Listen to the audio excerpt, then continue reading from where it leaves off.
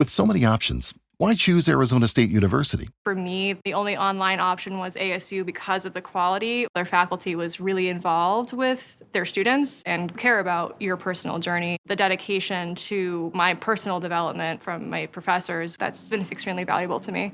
Earn your degree from the nation's most innovative university. Online. That's a degree better. Explore more than 300 undergraduate, graduate, and certificate programs at asuonline.asu.edu. Later with Mokelly on KFI AM 640. Here is my final thought. I didn't acknowledge it earlier. You might have heard in the news reports that thousands of people were protesting in Washington, D.C. and all around the country on this being President's Day.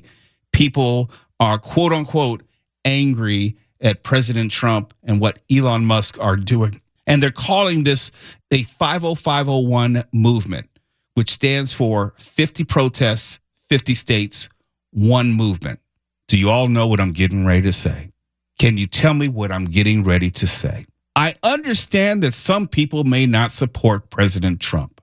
I understand the anger intellectually at what Elon Musk is doing and how he has not been elected, how he has not been appointed and also confirmed by the Senate as a member of the cabinet, how he does not constitutionally have any of the powers that he is using right now, be it to look at your personal IRS data or any other data for that matter. I understand why you are concerned. I understand why you're even angry. And quote, this is what one of the organizers said as far as the protest was concerned. To oppose tyranny is to stand behind democracy and remind our elected officials that we, the people, are who they're elected to serve, not themselves. The events over the past month have been built to exhaust us, to break our wills, but we are the American people. We will not break, close quote. It's a nice quote. It's a nice sentiment. But once again, if you actually were paying attention as an informed voter, Donald Trump, the candidate and then former president, told you step by step exactly what he was going to do, that he was going to bring Elon Musk into his administration, that he was going to allow Elon Musk to form DOGE, the Department of Government Efficiency, that it would not be an official arm of the government, that he was going to empower Elon Musk to root out government waste, quote unquote, wherever that is, and however he was going to do it. And he had free reign. He said that before the election. And you know what? You did nothing. You did not show up on election day. You were not there. Either you stayed home or you had a protest vote, a protest of another kind of people like Jill Stein. Maybe you thought, like in 2016, that Donald Trump could not possibly win again, given the events of the past few years, given the court cases, given the belligerent behavior in the debate. You thought there was no way he could win. But he did. And he told you in advance what he was going to do. And you can protest 365 days of the year in all 50 states, and you can raise your voices and keep on crying as loud as you want, and not a G-damn thing is going to change. Why? Because the election is over, and you again missed your moment. So whatever happens, you allowed to happen because you had every opportunity to make sure that it did not. For KFI AM 640, I'm Mo Kelly.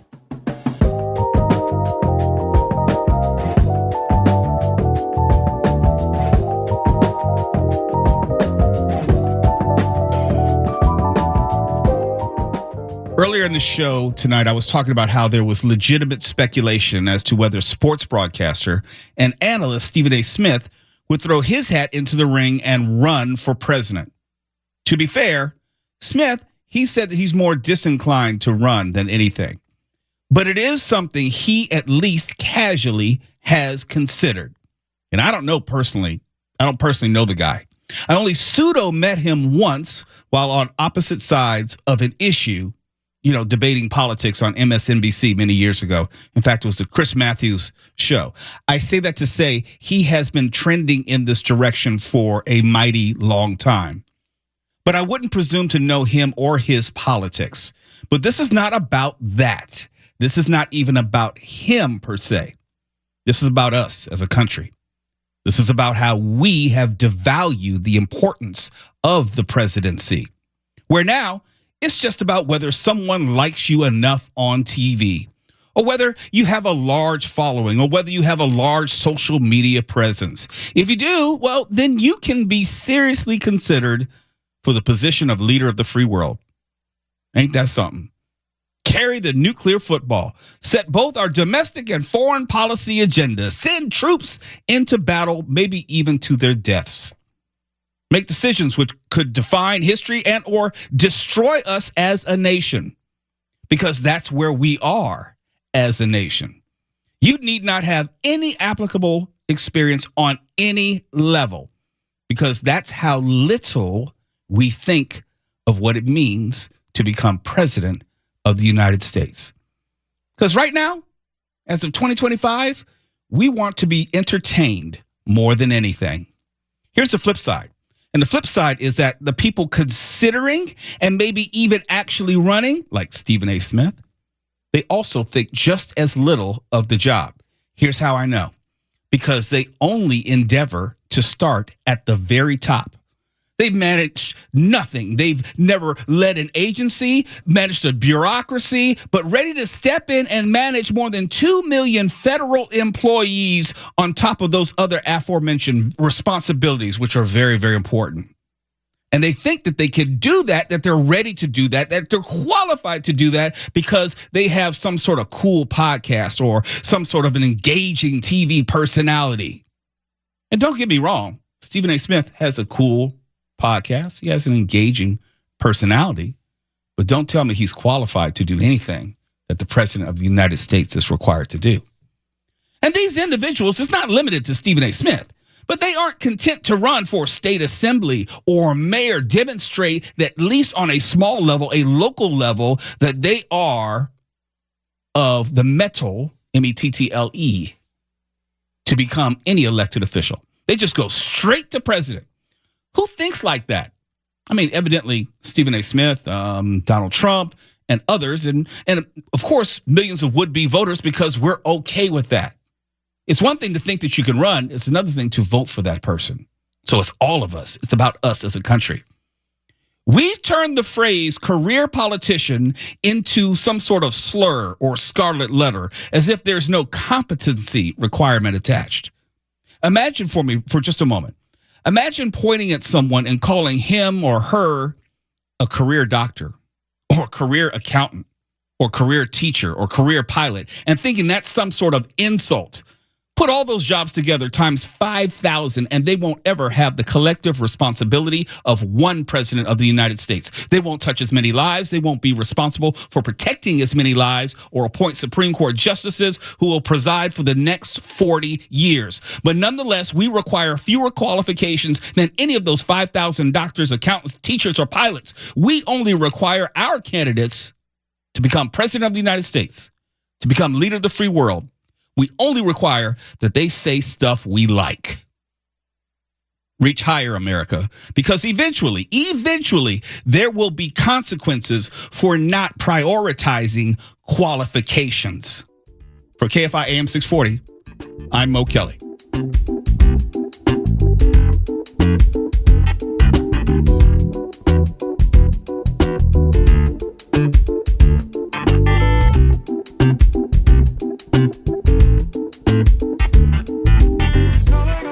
It goes without saying, but I'm going to say it anyway. This world is changing so very fast, probably faster than any of us could have ever imagined. Growing up, or at least when I was growing up, I dreamed of the day of just having my own phone in my room. I'm not talking about my own number. I'm talking about my own physical rotary or touch tone phone. Yes, I said rotary, that I could answer in my own room. That was the dream once upon a time. Now, I got my own phone and personal computer on my hip. Put it in my pocket, which communicates with my watch on my wrist. And you know what? I upgrade just about every single year, both of them. I can use my phone in my car thanks to Bluetooth. In fact, I can answer calls on my wrist. I can play music through my wrist. I can talk to my phone and tell it to call anyone and everyone as if there's some mini person in my dashboard dialing the phone for me. It's like the Jetsons, but in real life. And you got to be a certain age to remember what life was like with the advent of the mobile phone. Combine that with the internet and the world in 1995. Back then, it's nothing like now in 2025. In my day, we didn't have computers in every classroom for all students. We had a singular room, a computer lab that you had to walk to use a computer for a limited amount of time. And there was no internet. Teachers, and this is the point of this, teachers back then only had to deal with students having Sony Walkmans. Remember them? I do. Or calculators. Remember them? And don't get me wrong, I wanted to communicate with the girls in my class just like anyone else. It was high school. I mean, I was going through puberty. But the only way we could communicate back then was passing notes, which was tantamount to the Pony Express. Very low tech. But here's my point. Students today have all of that in just their mobile phone. From the computer to the Walkman to the calculator to the passing note communicator, all of it. It is heaven in a box for an adolescent. They can talk with their crushes all day and all night and not make a sound. Mom and dad would be none the wiser. But worse, in a word, they are addicted. In fact, so are the rest of us. And despite that addiction, or maybe because of it, our children are, relatively speaking, less educated than ever before. And although LAUSD may have taken a very, very small step to try to correct both, there has to be far more done. And parents don't pull the phone use back because those phones serve a purpose for them as well, a constant tether in this very, very dangerous world. I don't condone it, but I damn sure understand it. But I do wonder if we are better off today with this proliferation of cell phone technology, because we're all pretty much generally dumber than ever before. I'm not sure. Are we more dumb than ever before? It sure seems like it. It sure sounds like it. We surely act like it from the way we talk to each other, from the way we communicate with each other. Ask a teacher when a child turns in a paper, they're turning in shorthand, they're turning in text shorthand. They're not even communicating in complete sentences. And that is a direct derivative of the texting environment and the way we speak to each other on our phones. And we know from the state of education, at least here in California, we are performing worse than ever before. Although we have this technology, which is supposedly making life easier for us, more so than ever before. I just don't know. Are we generally dumber or not, given all this technology? And after I send these texts, and after I post on social media, and after I check all my emails on my phone, I'll let you know. For KFI AM 640, I'm Mo Kelly.